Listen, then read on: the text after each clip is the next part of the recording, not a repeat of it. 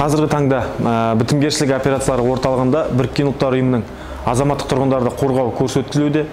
Бұл курстың мақсаты тыңдаушыларды Біріккен ұлттар ұйымы бітімгершілік операцияларындағы азаматтық тұрғындарды қорғау тұжырымдамасымен таныстыру және миссия барысында анықталған жергілікті халықтың арасындағы осал топтар үшін қауіпсіздікті қамтамасыз ету, жоспарлау және бұны ұйымдастыру болып табылады.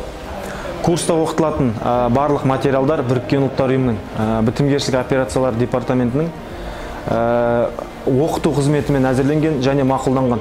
Бұл курс Біріккен ұлттар ұйымының миссияларындағы азаматтық тұрғындарды қорғау мандатымен қатысатын бітімгершілерге өте қажет. Және бұл курста сабақтар, презентациялар, бейне материалдар, топтық талқылаулар және әзірленген сценарийлер арқылы өткізіледі.